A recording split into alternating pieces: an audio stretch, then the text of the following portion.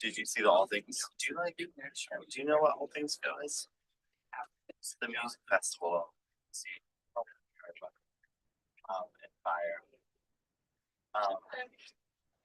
Did you see the All Things? Do you know?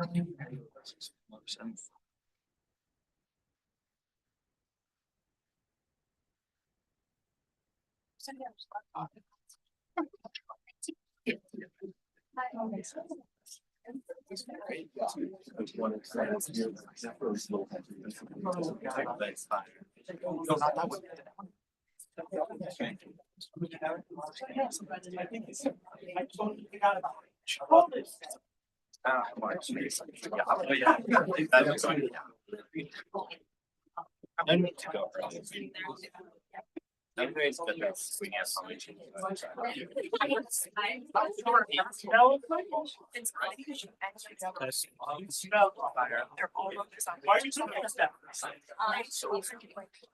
just 20 seconds. After.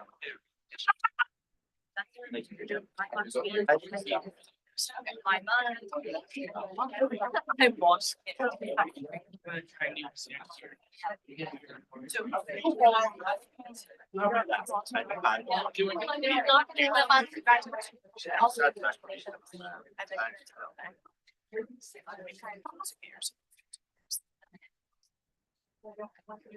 Thank you. Appreciate it.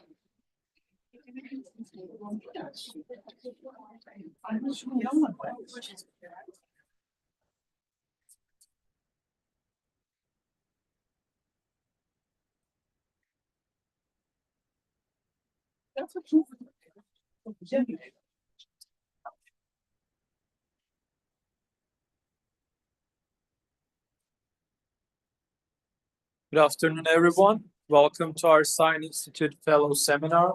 My name is Ahmet Aytekin. I'm a Science Institute Student Associate. We are so glad to have you here today. Unfortunately, this is our last seminar, but thank you so much for everything you have done so far. The Science Institute is where leaders from the public, private, academic, and nonprofit sectors come together to tackle today's most pressing challenges. It is where American University comes to convene, communicate, and collaborate. Today, we are honored to welcome our fellow, the Honorable Sylvia Burwell, along with our moderator, Amy Dacey. Sylvia Burwell has led at the highest levels of government, philanthropy, and academia. As the 15th and first female president of American University, she led initiatives that expanded research funding, achieved carbon neutrality, and strengthened AU's global impact. Previously, she served as Secretary of Health and Human Services and Director of the Office of Management and Budget under President Obama, overseeing agencies such as NIH, FDA, and Medicare/Medicaid. She also held leadership roles at Bill and Melinda Gates Foundation and the Walmart Foundation. Amy Dacey is the Executive Director of the Science Institute. Amy brings a wealth of experience in political strategy and public affairs, having previously served as CEO of the Democratic National Committee, Executive Vice President at SEIU, and in key leadership roles across advocacy and policy organizations. Today's conversation will focus on career pathways in public service, philanthropy, and leadership, offering insights into navigating impactful roles across sectors. Please join me in welcoming Sylvia Burwell and our moderator, Amy Dacey. Thank you so much. What an incredible job your student associates have done this semester. So let's give them a real round of applause. They've really led us with this, and I think they're genuinely sad this is our last session. But good news, Sylvia Burwell doesn't go away from Science. We're doing a lot more work together, so you'll be seeing a lot from us. Sylvia, thank you so much. I think one of the greatest parts about this session for me is people know you as the former president of the university. They know you about those public profiles, but there's so many other parts of your resume. And what we were telling our students are, there's so many facets that they can learn from, because you've really had an incredible experience crossing over so many of these sectors. which is, often rare. I think, for us, we're gonna do some questions, but we'll be plenty of time. Get your questions ready, because this is really your session to find out, some questions about career, about leadership. But I'm gonna go a little out of order of what we discussed, because I want to go to young Sylvia. Little Sylvia. I don't know if everybody knows this, but it was so incredible when we were digging in to see that you spent time as a Youth for Understanding exchange student in Japan during your youth, which I thought was really interesting. And I'm wondering, how did that experience shape your worldview and influence your approach to this cross-cultural leadership, and maybe even why you took a chance and wanted to do that? Because I thought that was really interesting. So I was the first class of U.S. Japan, it's U.S. Senate Japan scholars that were created.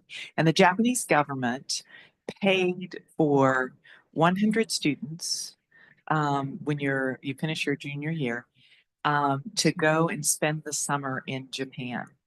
And the idea was that what their objective was, they wanted to get people from all over the United States to be exposed to Japan and to be able to, they thought they were picking people who would end up in government.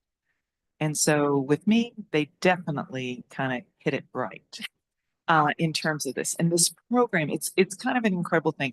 I used to walk home for lunch. So, okay, I'm from a town of, it's now 2,600 people. It was 3,000 people when I was little. Okay. So I would walk home every day for lunch. And I was in the same building for 13 years. From Head Start to being a senior in high school, I was in the same building. So like, I'm from small town America. So I come back from lunch, I'm going to my locker, getting my books. And the guidance counselor comes out and he says, Sylvia, there's this thing that's new and you could go to Japan. Do you want to do it? Do you want to try? He's like, we think you should try. And so like, I'm like, okay, let's try. And like my parents agree. Now just think about this. I'm from a town of 3,000 people and my parents agree that I can like apply for this thing and go to Japan. My mother puts me on a plane. She drives me to Roanoke, Virginia, the Star City. And literally I'm the only person. This isn't a private plane. This is a commercial flight. Like this is back in the days, there weren't that many. She drives me there. She puts me on a plane in Roanoke, Virginia and says goodbye. And I'm going to Japan. And like, you can't call. It's too expensive. Like I can't call. No, you're not texting your parents all the time saying, oh, this happened today. Oh, there is nothing. So a huge and seminal experience. I was fortunate I was able to study abroad 3 times. I studied abroad then. I studied abroad my freshman summer after college. I studied at the Institute of Balkan Studies in Thessaloniki, Greece. I use the term study loosely when I describe my summer in Greece. I'm just being honest here. And then the 3rd time I studied at Oxford, but this time was seminal. And like, okay, so I had really never met anyone from Japan in Hinton, West Virginia. So the way the program worked was Youth for Understanding. They did programs, exchange student programs. So you got lots of information and I read it all, as I was going. They had us come here to the US and we had a 3-day session so that they were sure that we knew about US government and could explain how the US government worked. And we were trained on what US policies at that time, President Reagan. So, his policies, what's happening. Then we go to Stanford for 2 days to learn basic habits. Never put your chopsticks in your rice. That's a sign of death. How to take your shoes off appropriately. How to, be culturally appropriate. And so, in terms of not offending the family that you're going to live with. So the biggest things that I learned, so it was an incredible experience. I was as homesick. I can't even tell you like how homesick. I wrote a letter home to my best friend Carrie every day. She still has them. And she still has them? Oh, she has to burn them. If either of us die, she has to like just get. I was wondering, how do we get a hold of Terry? Yeah. But I was very, very homesick. But I learned one of the most incredible things I learned was actually came from those materials that they sent me. And it has impacted. It impacted my work at Gates. It's impacted my work on international issues and everything. The experience itself was excellent. And I learned so much about a different place, a different culture, a different approach to all kinds of things. But the big thing was one of the pieces of the material that they sent you said, equally logical, but different. So when you face that new situation, you had to pause, don't judge, pause, and say equally logical. So what's the logic here? What's the logic?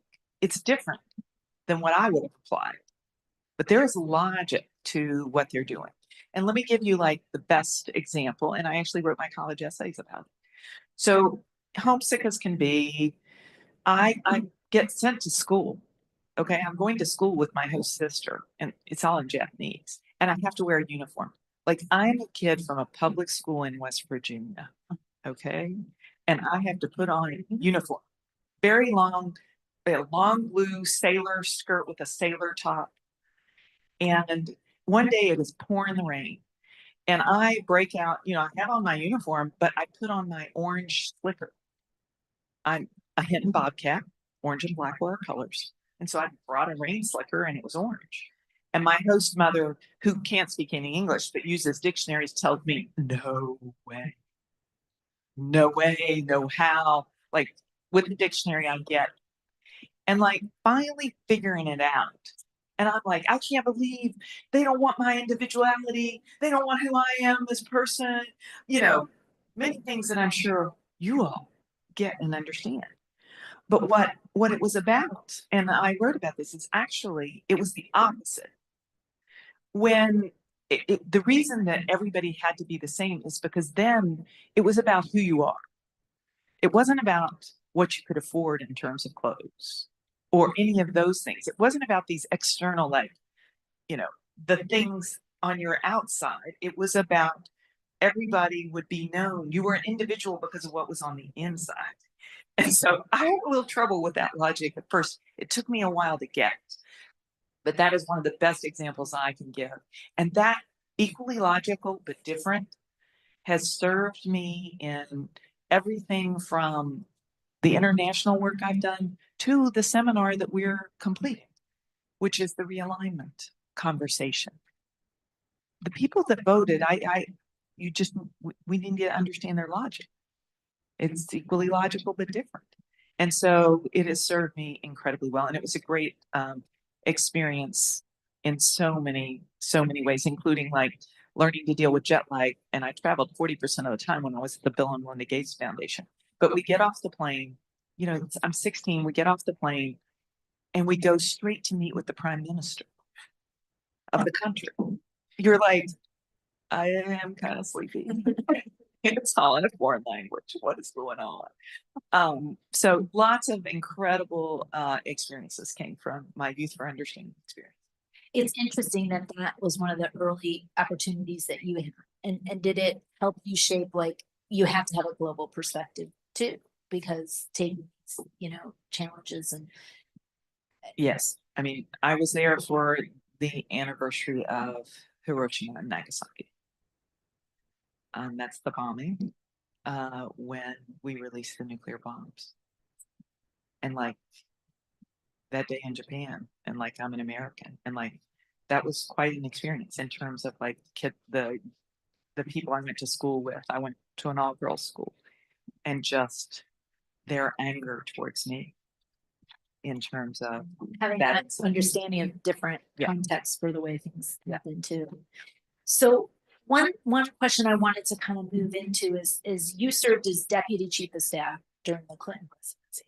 So that was also a time when obviously there was a lot happening in the nation. There was a lot happening with the leadership of the, in the administration. I'm wondering how you manage competing priorities.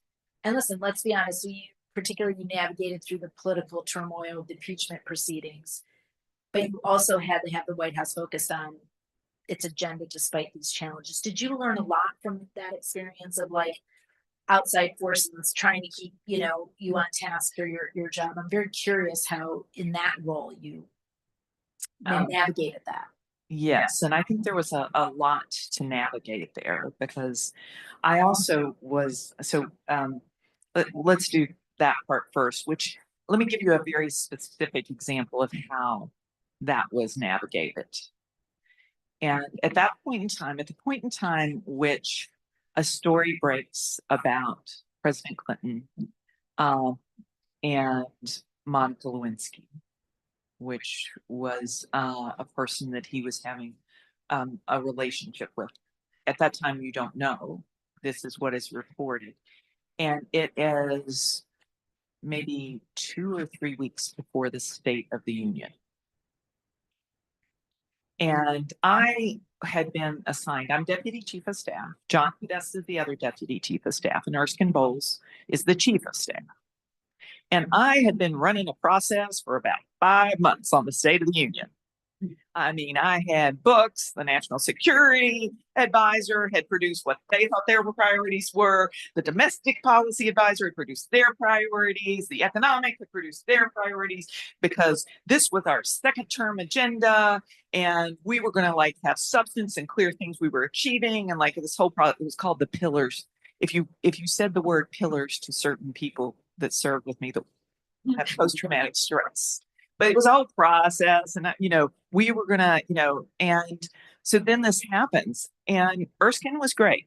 Bowles, the Chief of Staff, you don't know what's happening. I mean, I actually remember the night I was staffing the president. You usually have one of the deputies with the president at most events. I was actually staffing an event, and it was at the Corcoran Art Gallery, which exists no more. It was across the street, and I came back, and Erskine and John were there, and they're like, "You got to come in." And I'm like, "Huh?"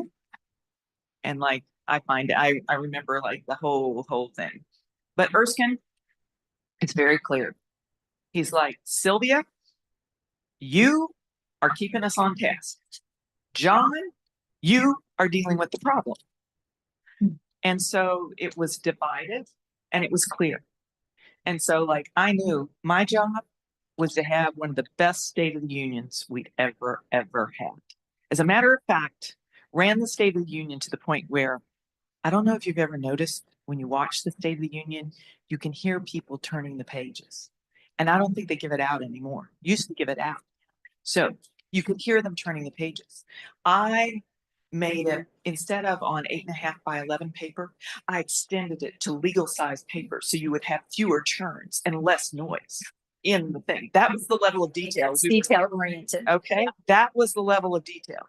We were going to have the policy, how we rolled out the people in the First Lady's box. There was an entire strategy over 4 days of rolling out the people that would be in the First Lady's box. Like, I was like, okay, you tell me to focus. We're going to focus, and we're going to deliver. And so it was very much about having to compartmentalize and be very clear what your goals and your objectives were substantively.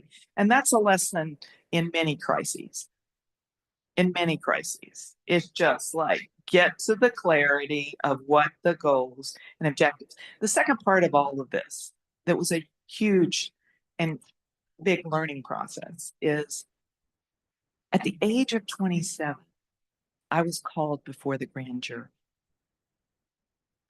And it's because I was there the night that Vince Foster killed himself. I was at the White House the night Vince Foster killed himself. So what happens is, the President of the United States, President Clinton, is on Larry King that night. And Gene Sperling and I were preparing the president for the TV show. We were the economic team. So economics, what we wanted to talk about, and what we were going to talk about, and what President Clinton was going to talk about. And so, and in the sequence of events, this is before the other incident, just for those of you who are young. So we're going on, and Larry King, in the middle of the session, says, "President Clinton, would you be willing to stay for an extra 30 minutes? And of course, President Clinton, absolutely. So I was sitting in the pretty good job, by the way. Like, I was sitting downstairs in the bottom of the residence, watching it on the TV as he's doing it. And I like see him agree, and I'm like, eh. I guess I'll be here another 30 minutes because, you need to stay, you got to watch it, you got to make sure there's nothing to clean up, any of that stuff. So I'm sitting there, and I don't know why Gene wasn't with me, but he wasn't. I guess maybe he'd gone back to do other things or work or something. And I was like, no, you're staying. So then all of a sudden, like, there are phone calls coming into the White House, and I'm like, something's wrong. And I see Mac McClarity, the chief of staff, and I'm like, there's something wrong. And so I'm like the only person around. I mean, this is like 9:30 at night, so there weren't, support anybody around. So I go back and I start answering the phone in Mac's office because the phone is ringing off the hook, and Mac is trying to get the president off of Larry King. And I understand that there's a big problem. It doesn't take me that long to figure out Vince is dead. And at this point, you don't know anything. All I know is like, Vince is dead. And all these calls are coming in. I'm trying to like keep it organized for the chief of staff and the chief of staff to the chief of staff. And so I'm like just trying to be in the front, let's keep everything, get the right people to the right people. But somewhere in this, I mean, and this is going on and goes on until, like 2, I think that night I left at 3:30 in the morning. And at some point I realized, gosh, maybe Vince wasn't killed. Maybe it wasn't a heart attack.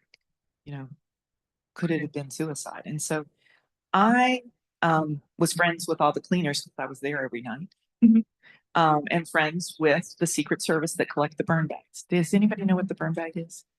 So the burn bag is a bag where you put your classified materials in your office in the West Wing, and every night the Secret Service comes and dumps the burn bags because these are materials to be burned because they're confidential classified materials. And they empty them all into one bag and they take it away and burn it. And so I decide, like, I wasn't a lawyer, but I knew enough, need to preserve.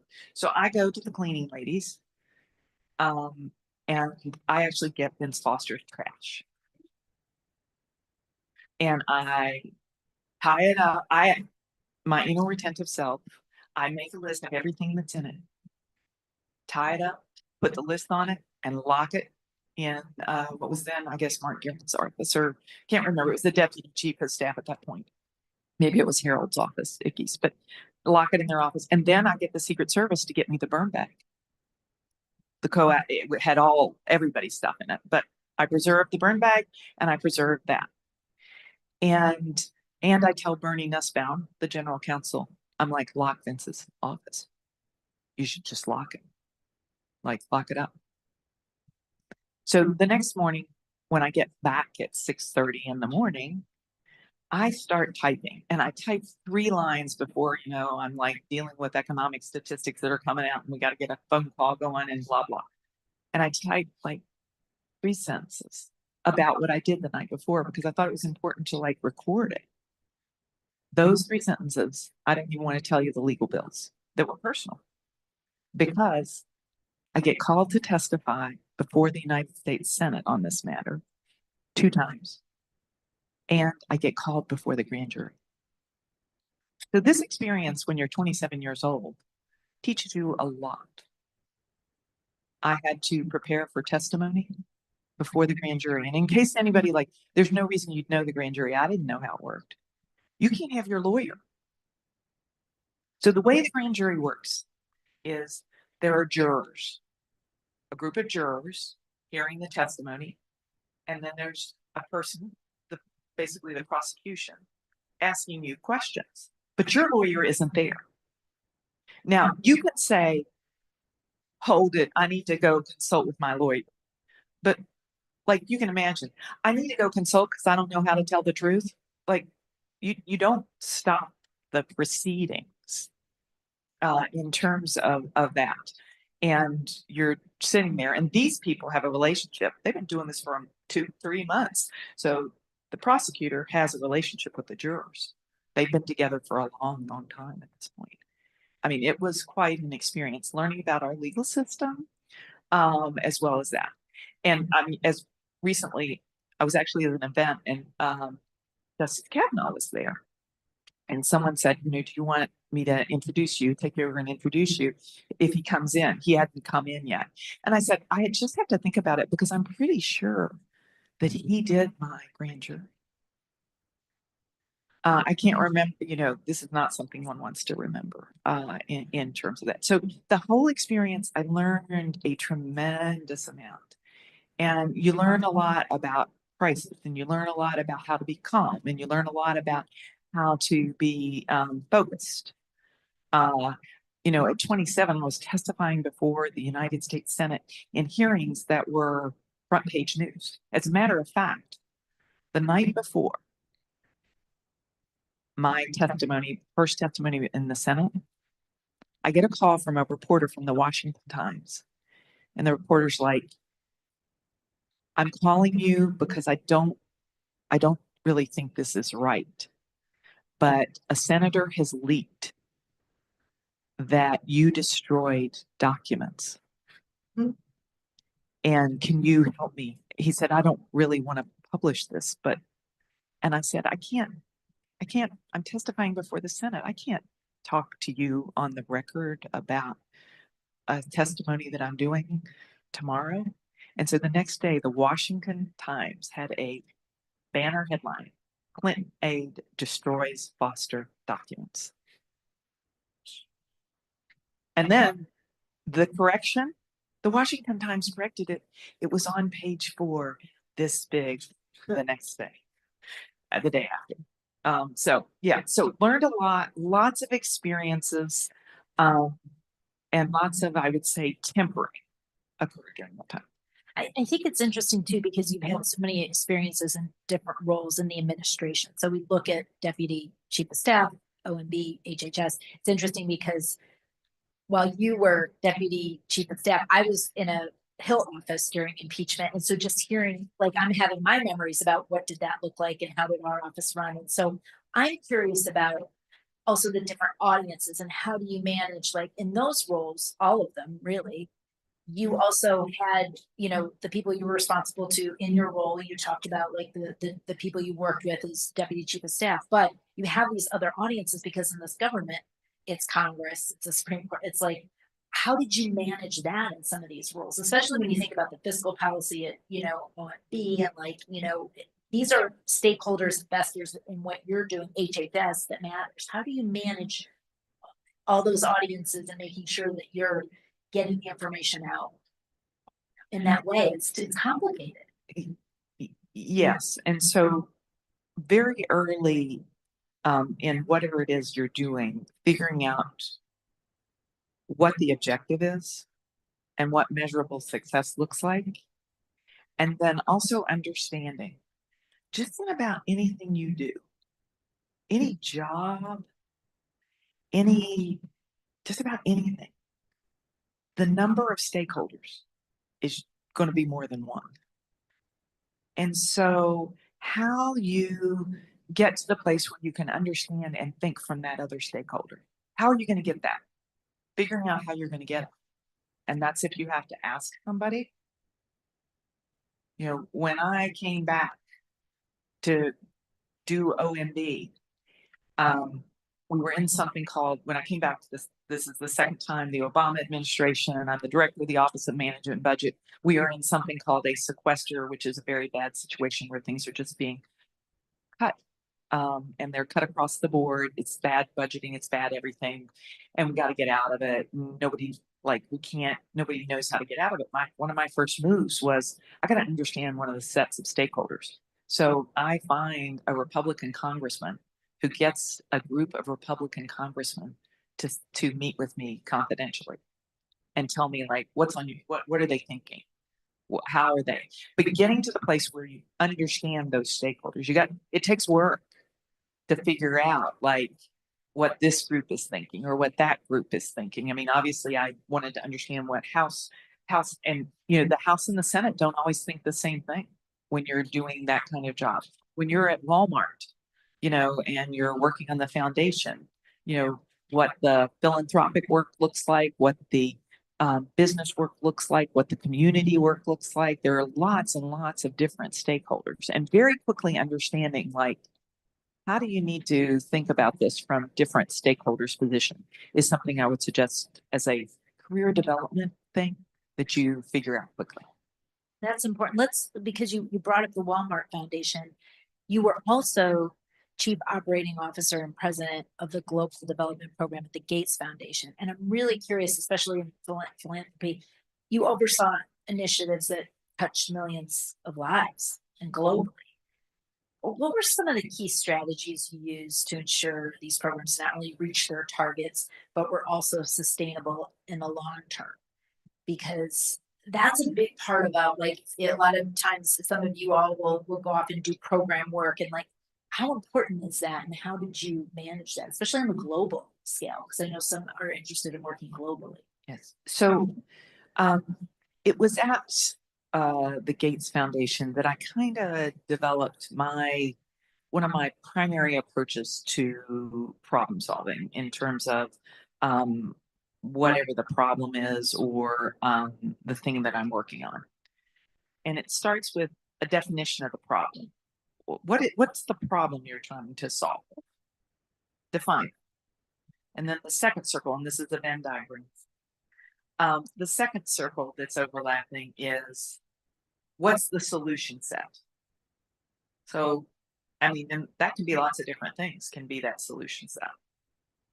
And then the third circle is what are we good at?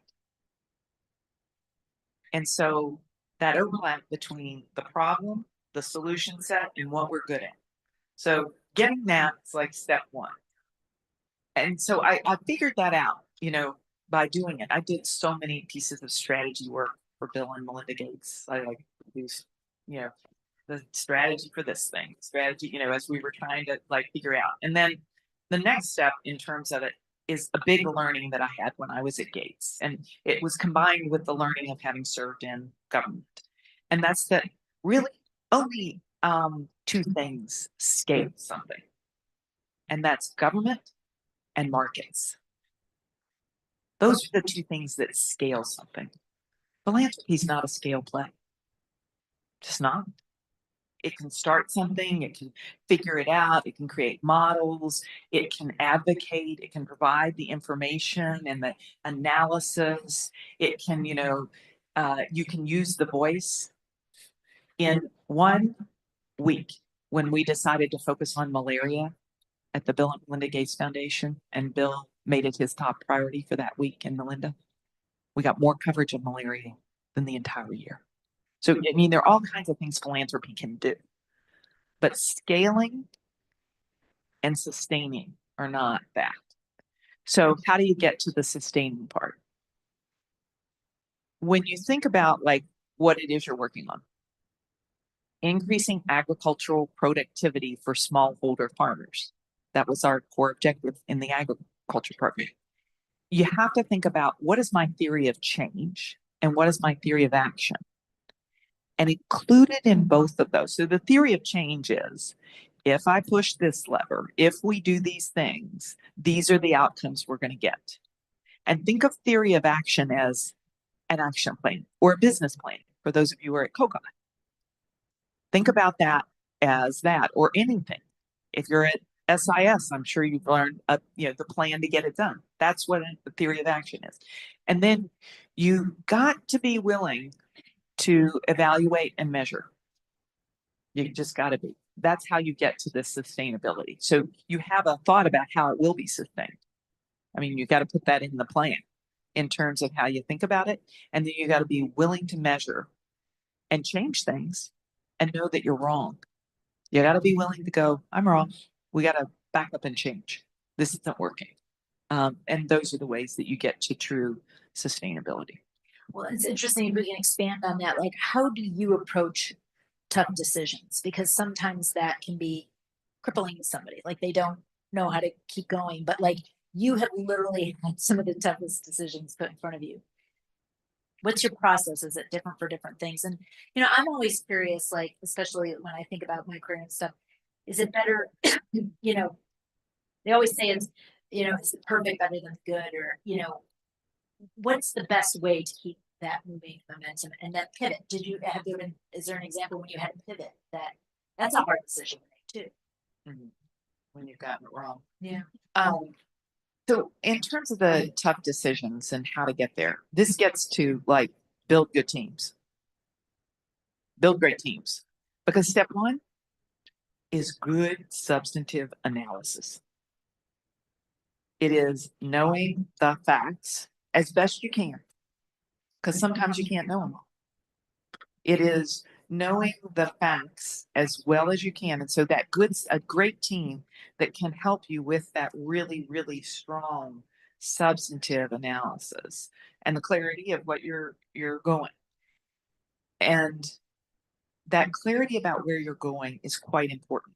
So for example, at one point I was deputy director of OMB.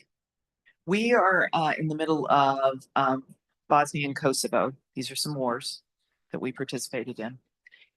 And the decision, because like you got to move quickly, is are we going to open a new line of JDAMs, which is a type of munition?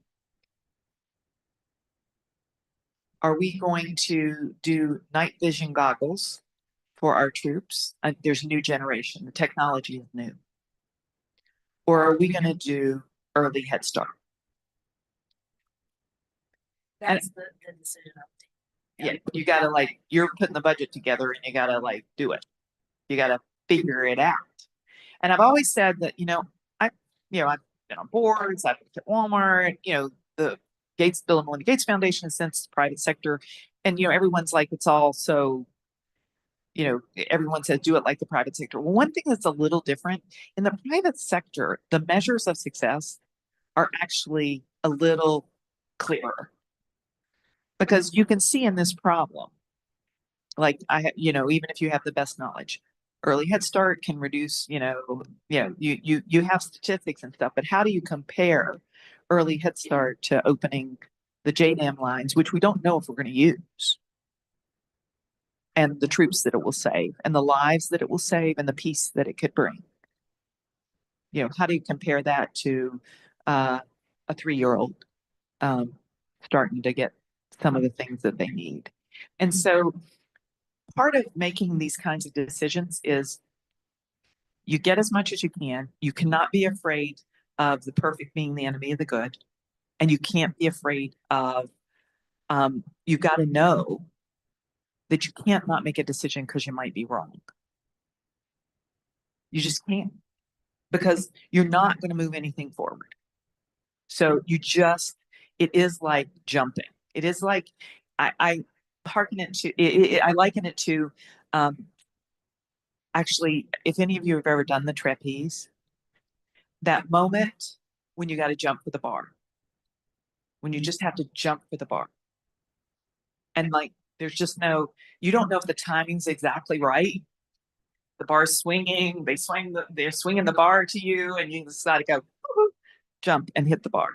And it's like that. And you really have to do it in terms of the decision making. And the last part I'll say is you gotta like be ready to reorient if you're wrong.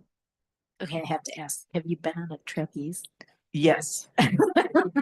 So this is firsthand experience that you're talking about. Yes. Oh, yeah. Okay. Oh yeah. So it was I know when it was. It was in this second term election year for Clinton.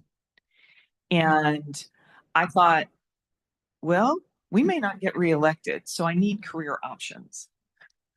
So I went on vacation, and as part of one of the vacations, I went to a Club Med, and you could do circus training. So I thought, I work in a circus in Washington, D.C. Maybe I'll have to do some real training, and this could be another option. So yes, I did fly on the trapeze. I like that. It definitely sets up, always have a plan B, right? Exactly. So, yeah. I did have a plan B, and it was one circus to another. Who would have thought? It's interesting. You mentioned a lot of names, especially in the time at the White House, but I'm curious if they served as mentors to you. What's your definition of mentorship, and how have you utilized that? And then maybe even for, this time, like, how do you become a mentor? It's such a big, part of everything we talk about career wise. So, right. So, my approach to mentoring is maybe not what a traditional approach to mentoring. This is the receipt of mentorship. Okay.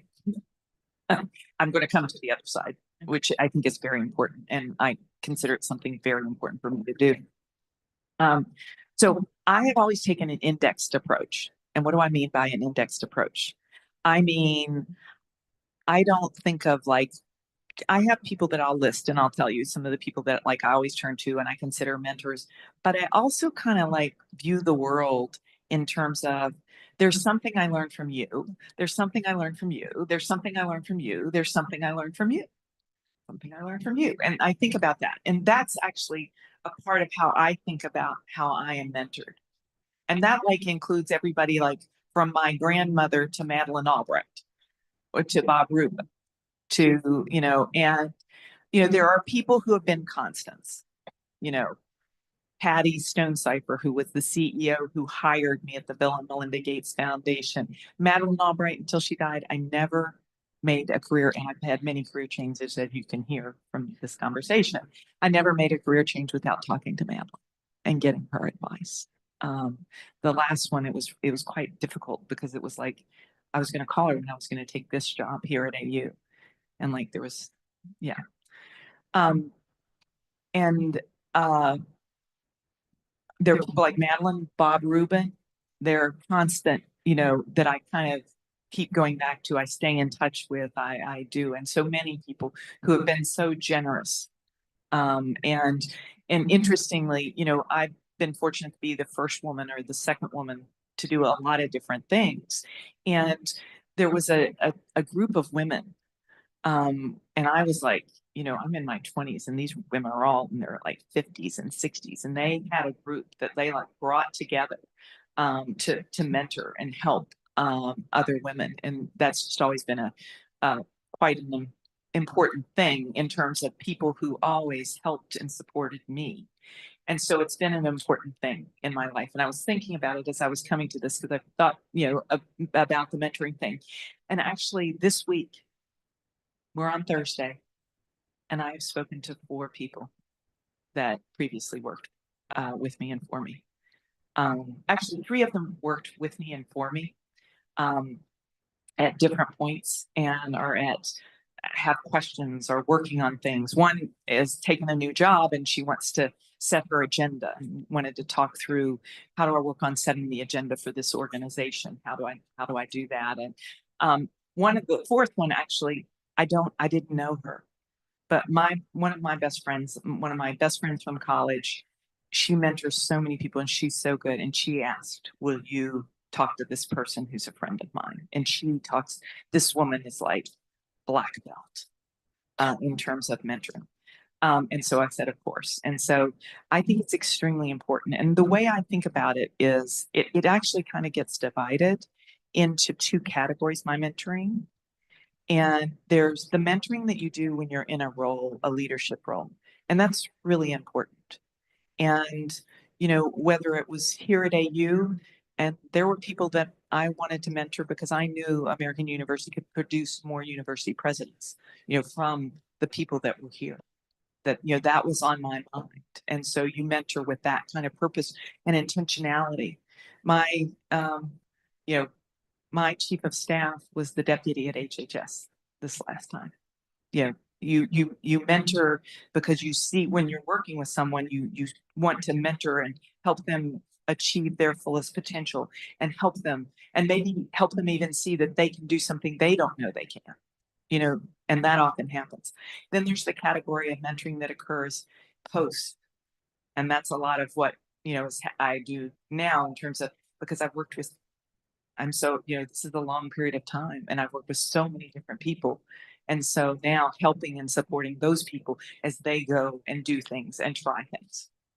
Well, I want to thank you because in this role, you've helped me and I think you're very generous with your time. We can all learn so much from you. I could go on and on, which is not fair. So I think we should open it up to questions because I'm sure people have a lot and can ask about any facet of the career. So please don't be shy. Comment. You want to try? Hi, I wanted to ask, What's next for Sylvia? That was a good one. So what is next for me is, I'm very focused on what is now almost, it's about a 3-year period. It was a 4-year period. And I am thinking about my life in that. And so the thing right now is that I think everybody knows, our kids, Matthew started high school. That's been a pleasure. Maybe you gentlemen can help me understand a 15-year-old boy. And please get rid of that phone. And Clash Royale and everything else.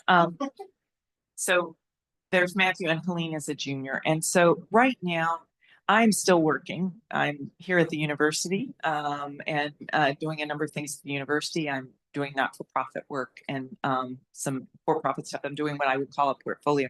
I'm not running anything because at this moment in time, I need the flexibility. And my mother, who is up for Easter, she wanted to come to the class, but I said no.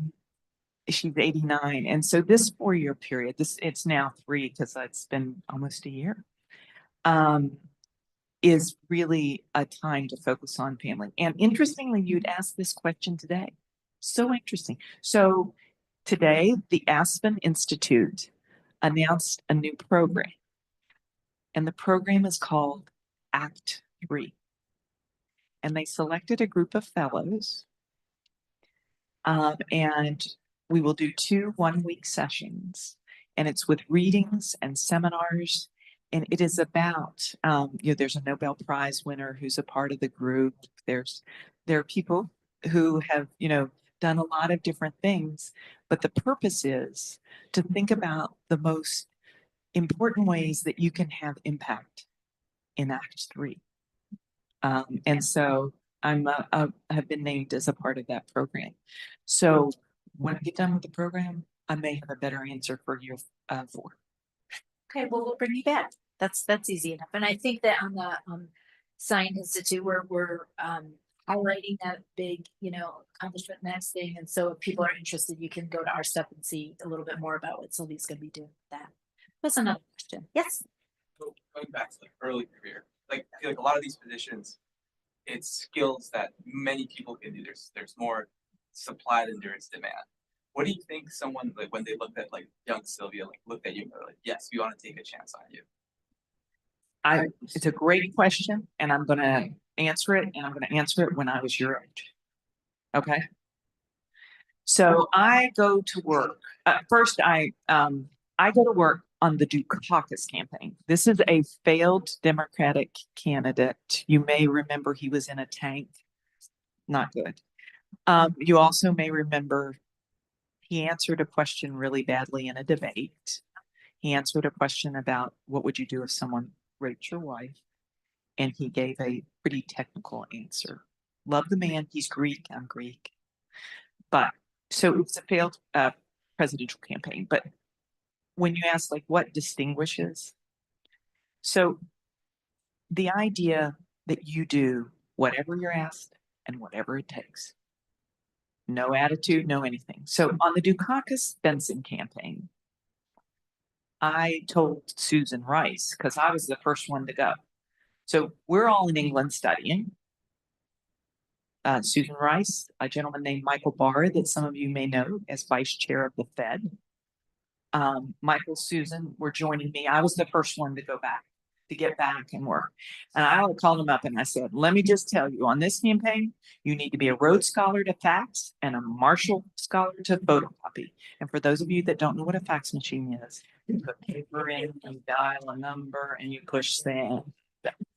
So the point being, what distinguished, I think, is whatever it was. If it was faxing, I would do faxing really well. I would make sure it had all the right information on it. So the person on the other side, when you got that fax, you knew who it was from. You knew what you were supposed to do. Did it have an action to it? Were you just supposed to read it? You had your instructions. Think about what you're doing. Whatever it is, if it is, I went and answered the phones that night. That was not in the JD job description. But like, man, there was a need. You meet those needs and you meet them excellently with like, not with like half, you meet them with like all you got. And I find, and I hire in that way too, that even if it's not like, if it is a person that is committed and try and will like do their best with whatever it is, like you want that over the person who might have something, you know, else in terms of that. And so that's what I would say in terms of what distinguishes you in that early on phase. I think the opportunities come when you have that mentality and that approach. Good question. Who else? I know we chatted a little bit out there about law school and stuff. You took the LSAT with Pratt and Cambridge. What made you decide to like continue working and then going on to government instead of going to law school? So let me bring everybody up to the conversation that we all had. So I'm finishing up my time at Oxford. Okay, so I did my degree. My undergraduate degree was from Harvard. I was studied government. Then I spent not 2, but 3 years at Oxford. I get a second BA in philosophy, politics, and government. I'm finishing up that time. At this point, I've gotten a job. And I've gotten a job with McKinsey and Company to be a management consultant. But my plan was work for 2 years, make some money for graduate school, and go to law school or get my PhD. So the last thing I do when I'm at Oxford is I take the LSATs so that I'll have it done and be ready for when I was going to apply, because I know that I will be working 24/7 at McKinsey. I've already been warned about that. And so I then what happens is I'm at McKinsey and I get a call. I got the fever again. I had worked on the 88 campaign. This is 1992. And like, I thought I was over it, but I got the fever. The Democratic National Convention was in New York. My parents came up, my best friend came up from West Virginia. And it's like, oh my gosh, I got it. It was all leading up to it. I'm like, maybe I wanna. And people I had worked with in the 88 campaign, George Stephanopoulos, Gene Sperling, a bunch of people I knew were down there. And Gene Sperling could hire one person on his economic team. And he called me. And so I go and I work on the campaign in Little Rock, Arkansas. And then I go straight to the administration. So I never go back. You know, I had taken a leave from McKinsey and they were gracious and told me I could do it. And I told them I'd be back and I never returned. And then what happens is, you know, the first 2 years I'm at the National Economic Council testifying before Congress. Then I moved to the Treasury Department. Then I moved back and I do OMB. I mean, it just kept going. I was very fortunate. And I know that it kept going. So there was never a moment where I was like, I think I need to go to law school, or go back and get my PhD. And part of it was I never had somewhere I was going. Like I didn't have I want to be president of the World Bank. I didn't have something. I didn't have anywhere I was going. I got some very, very good advice. That I will share with you. And it actually was from Tom Donilon, the guy who is the National Security Advisor. Tom, we had worked on the campaign, the Dukakis campaign together, so I'd gotten to know Tom. And I was in a dinner party in New York when I was working and consulting at McKinsey and with these friends. And this one friend's father ran construction companies in the Bahamas. And he, after that evening, this dinner party, he calls me up and he's like, how would you like to go run one of my construction companies in the Bahamas? And I'm like, this sounds good. The Bahamas sounds very good. Fruity drinks, responsibility. I'm very young, responsibility. And so I'm getting all excited about this. And I called Tom Donilon and asked his advice. And instead of saying, Sylvia, that's the wackiest idea I've ever heard. He said, Sylvia, think about 3 things. Number 1, are you learning? Number 2, are you contributing? Number 3, are you having fun? Put together 40 years of that and you'll have had a good career. think about those things and analyze this as a choice versus others. I like that. I like that a lot. And I think it sounds like throughout your career, because I've had some of those experiences too. Sometimes you have a thought about what maybe the next thing in front of you, but sometimes opportunities find you, and you really have to be prepared to accept that, or to, because some things right now today, sitting in your seats, you have no idea one of the jobs you're gonna have. You have no No. idea. And that's the weirdest thing, because I think we both have had jobs where you go, yeah, no, 18-year-old, you never thought that would happen, or 18, yeah. So I think that the capitalizing on opportunities, but I love that advice there. We can have another one. Yes, hi. Hi, my name is Chelsea. I'm actually an alumni from AU. Yay. My question is you worked in public service and you work in the private sector. A lot of us who are alumni who have been working in public service now have to pivot to the private sector. I'm just asking you, do you have any action steps? Do you have any advice for us? How different are the two sectors? How do we continue serving people, populations, communities if we're not in the global development and humanitarian space? We're in the private sector. So your skills are completely transferable. Okay. The problem solving and the work itself, it just gets translated to a different context. So you need to learn the context, and you need to recognize that you have to learn the context, and you need to be intentional about learning the context, but it is highly transferable, the skills that you have. And the thing as you embark on the journey is thinking about how to translate it so they hear it. This gets to this stakeholder thing, right? The words and the way we would describe things in government may not be the way. It's the same thing. It's just you need to make sure that you think through how to describe it differently in terms of what they're seeking. And that's why it's important to understand what they're seeking. With regard to the ability to have impact on things that you have a passion about, I've been fortunate enough to do that in a private sector setting. Walmart, Walmart in terms of the environmental issues. And at the time I left Walmart, they had not put another truck on the road in 12 years. Because, and obviously gas, you can figure out they changed the packaging, they changed the way they packed the trucks, they changed the way they did. There's so much in terms of, and what I said about scale, in terms of, when I was there, we invested in women on the continent of Africa. Wow, flowers aren't a problem on the continent of Africa as part of the work. I started the work at Walmart on women's economic empowerment. And that was on the business side, a little bit on the philanthropic side, but the other.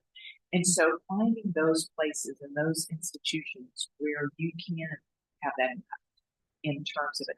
Because when I said they can scale, when you've got the market working against the kinds of things that you probably have a passion for, it makes a real difference.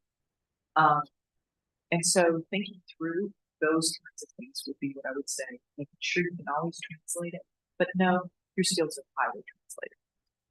I think just even me sitting here and describing all the different things, it's like I've gone from private to public, it's like I don't, when people ask about the skills difference, it's not like different. You have to apply them differently. And there are some things that become different, like, incentives in higher education are different than incentives in, some of the incentives in government in terms of how that works. But for the most part, the base skills are there. Sometimes points better. What would you say was the hardest jump?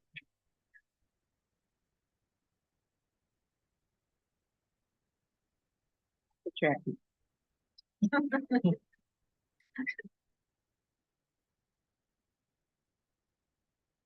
It's funny. I'm not sure how to answer that. I'm not sure what the answer to that is, because when I go, I think you probably get a sense. Like I go. I'm like, I'm in higher ed now. You know, I'm like, that's like who I am and what I am. And like once I made the decision, Katie barred the door. Let's go. Let's play. And like, let's get in here and get it done. And so I'm trying to think. You know, when you kind of go in with that, it makes the hard easier. Because the hard is for a reason. You know? Like understanding. I mean, you know, being at a place and like, oh, okay, so this is different. Or, yes, I have had Bill Gates tell me that is the stupidest thing in the world I've ever heard. Yeah, there are different things at different places that have been, that are sometimes hard, but I'm not sure which one I would say was hard. I found them all interesting and exciting. And, that component of those three things that I said, that learning thing, man, when you come to the new place, here is the learning curve. And to me, that's like a good thing. I think what you said about things being translatable too helps with that because you're still can. Yes, and I believe that.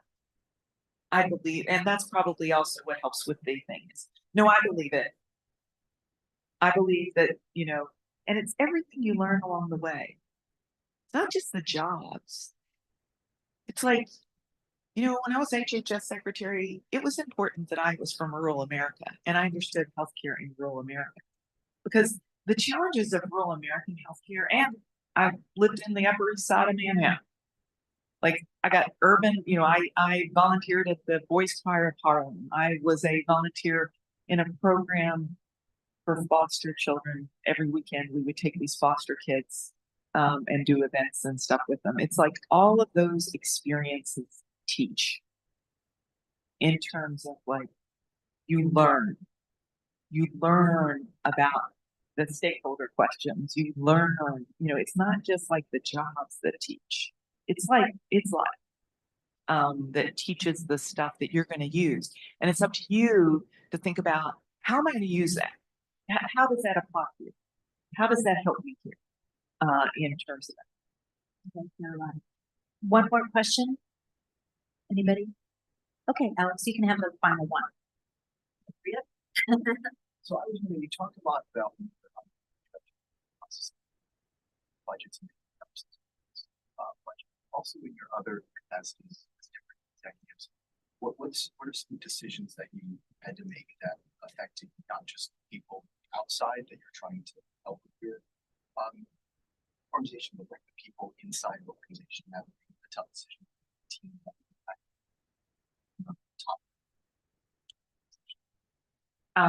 and when you say impact, Alex, so I understand like impact their jobs or impact like I have had to make decisions that I know the team is like not gonna love. Either. So let me give you a pretty specific one.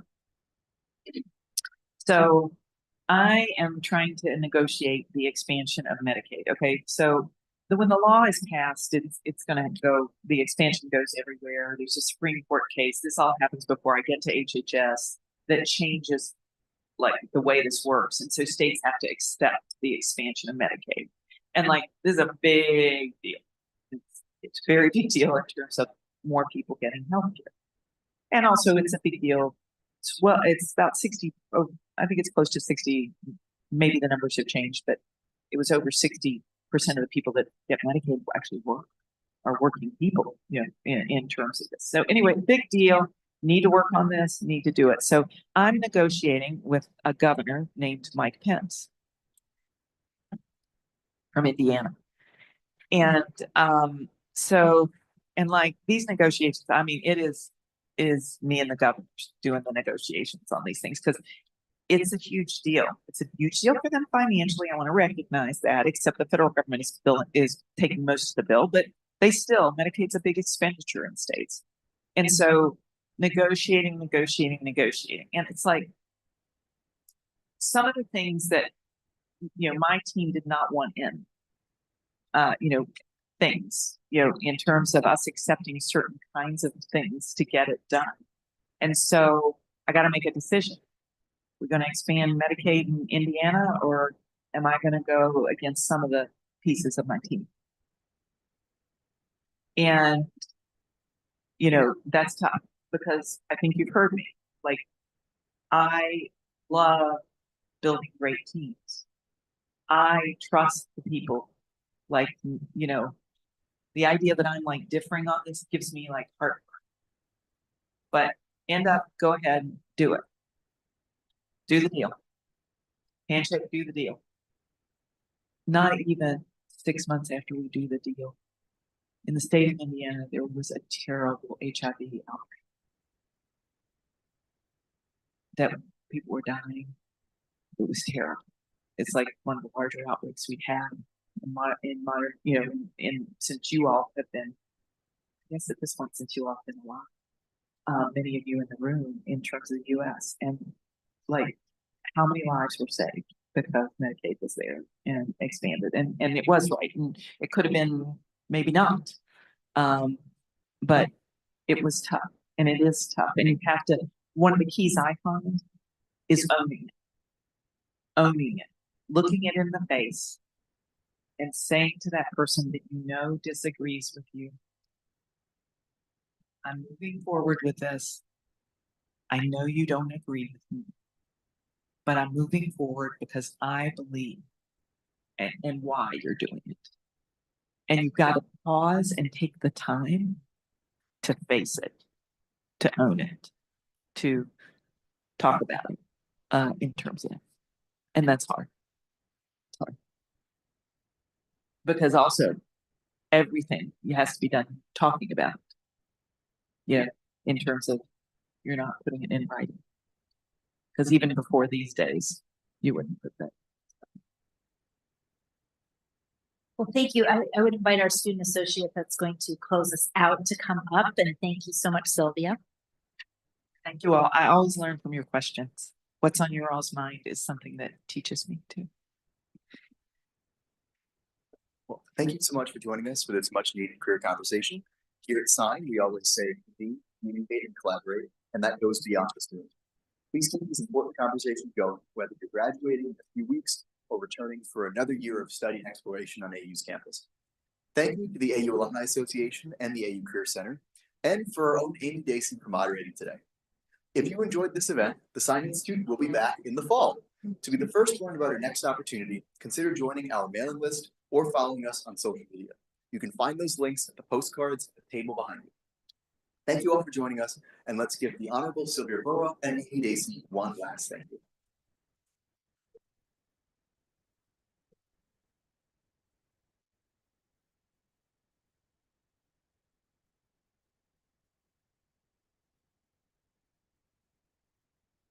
All right.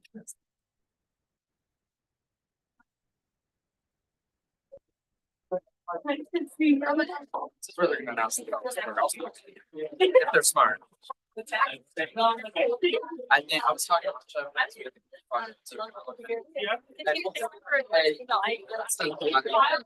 that is not coming back in. Like faculty fellow? No. Oh, student. Okay. I think the idea is